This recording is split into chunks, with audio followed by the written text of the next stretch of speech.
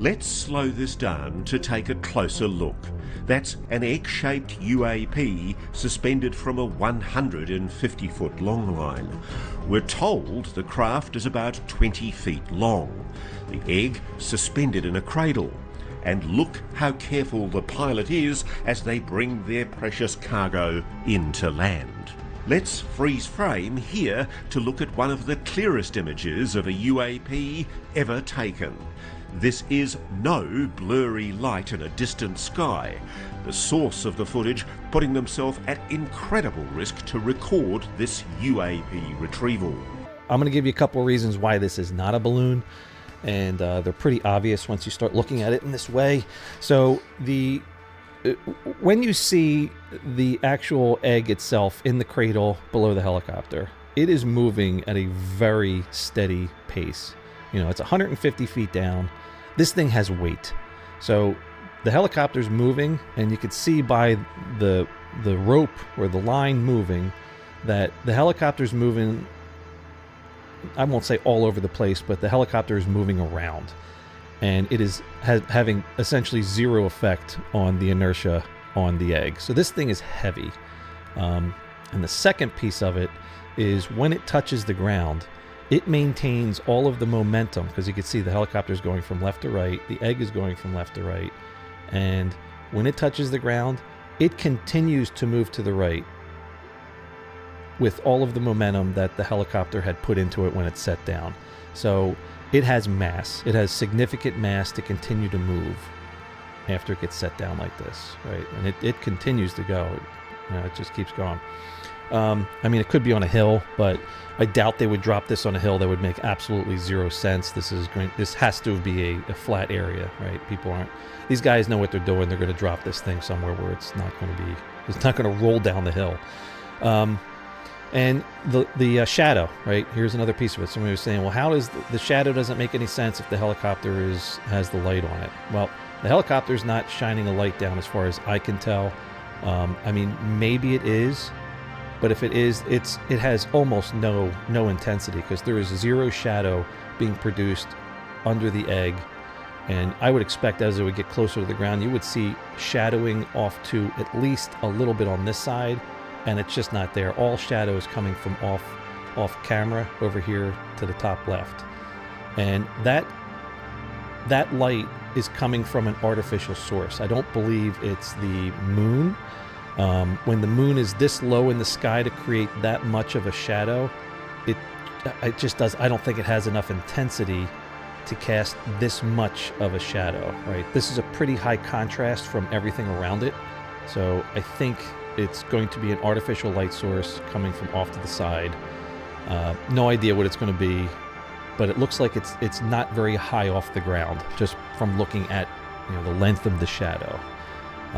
Maybe it's a like a parking lot light height, so maybe 50 feet up or so, something like that. Distance matters, but that's all I can really say about that. But also in the ground, you can see the detail of the shadow. Let me pause it, and let me wait till I get to a clear spot. So in the details of the ground, this actually might help us understand what exactly the ground is here. There we go. So I wonder, so it's lit, it's light on this side. So every piece of detail that's sticking up with luminosity, right? The higher the luminosity, the more light's hitting it on the side. And we know the light's coming from top left. And these shadows also coincide with that. So if there's any kind of relief in the ground, you can see it's lit and the shadow is on the side here. So this has relief to it. So what this kind of looks like to me is almost like blown sand. You know how sand, when it gets blown, it gets that washboard type effect, and it gets a little bit random sometimes. I think that's what this might be. This may be a hard packed ground with some light sand on top, with having that washboard type effect to it. That's my take, because even when you look in these details, there's no grass. Concrete would be far more uniform. Asphalt would be far more uniform. So I just think this is like a dirt field with some texture in it from the wind, basically. And it's not soft. because as the egg gets dropped, it loses no momentum to sinking into the sand. So this is a hard pack ground and probably sand that's been blown in the wind to create the look of it. All right, so we can see here, this is what a long line looks like. So here's a Huey.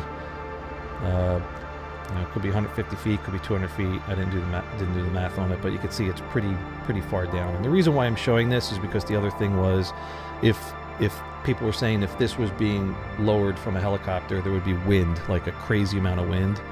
And that really isn't going to be the case, because if you just look at the physics of how this is working, if this was the helicopter carrying the egg, it's moving from right to left. So if it's moving at 1 to 2 miles an hour or 2 to 3 miles an hour to the side, the wind that's coming off of the rotor wash, is going to be falling behind the object as it approaches where it's going to drop it off, right? So even though it's moving slow, the wind's not blowing out of here and going straight down real fast.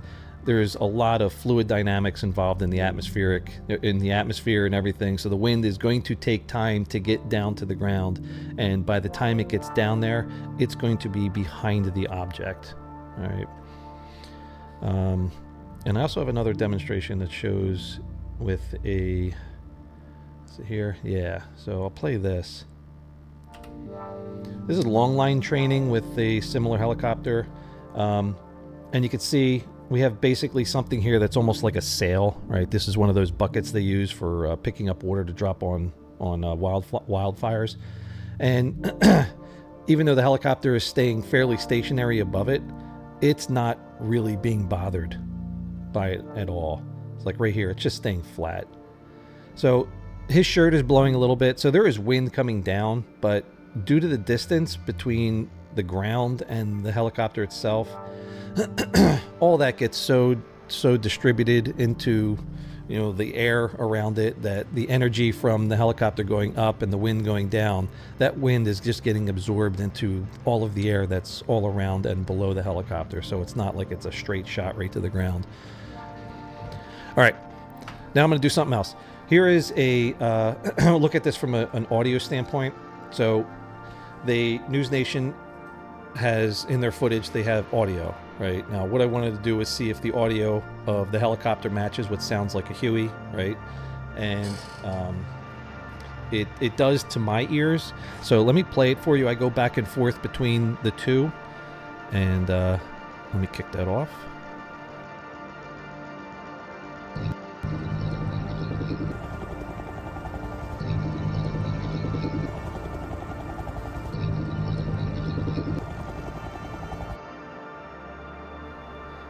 Okay, so the cadence of the rotor sounds similar.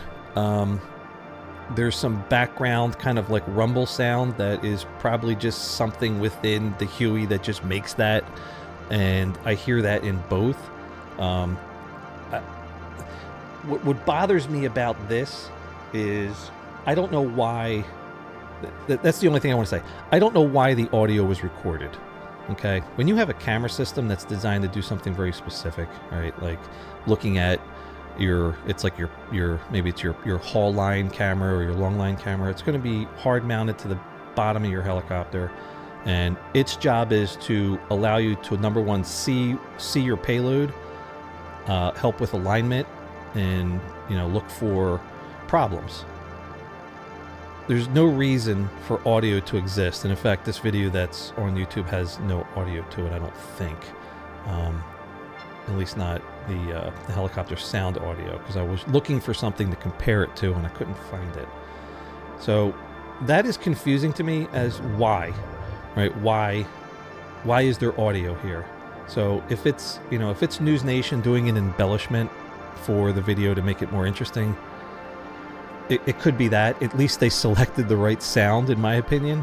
But yeah, I mean, it sounds right. That's all I could just say, is just point that out to you guys and just say that's what I'm seeing in the comparison I've made. So with all that said, I think, when I look at this, it's this is Edit Bill talking. I missed something when I went through my review, and that was that I said in my initial take that this was a night vision camera, like a generation 2, 3, but green phosphor. I have a white phosphor generation 3 night vision, so I know how they work. I didn't have any familiarity with the green, but a guy named Ranger posted in there, said this absolutely is not night vision, and he's right. It's not. I got it wrong. This is just a high sensitivity, low light camera that's on the bottom of this helicopter. And the way you can see it is in all of the mess, right? All these vertical lines, right? You would not get that in night vision.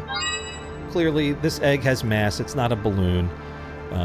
The lighting in the scene makes sense. The long line, the way it's behaving in carrying something heavy, lines up. The cradle, that came up at one point where somebody's saying there's no way the military would use a cradle like this. Well, so you have to consider this is an egg-shaped object with no hard points to attach to. So you have to design something that's kind of specific for this. And it makes sense what I'm seeing here, right? Being an egg shape, the center of gravity is not going to be dead center. In fact, you could see it's actually tilted back towards the thicker side a little bit, so it probably has a center of gravity that's back towards the wide end and not the pointy end, which would explain why the shape of the cradle is like this, right? It's not just a flat band that goes around it. It goes around and actually cups the flatter end, which is most likely the heavier end. So this looks like it was designed to carry this object. So somebody put some engineering, there was some engineering thought that went into the design and construction of this cradle.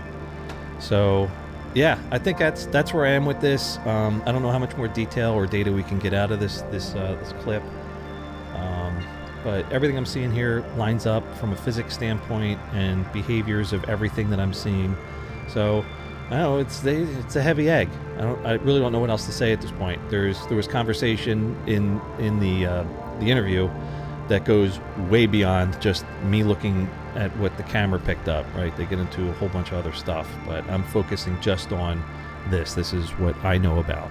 So that's what I'm doing. So thanks for watching. If you have any comments, if you have any ideas of what I may have gotten wrong, right? Because I want to hear those. And if there's anything you think I've missed, let me know.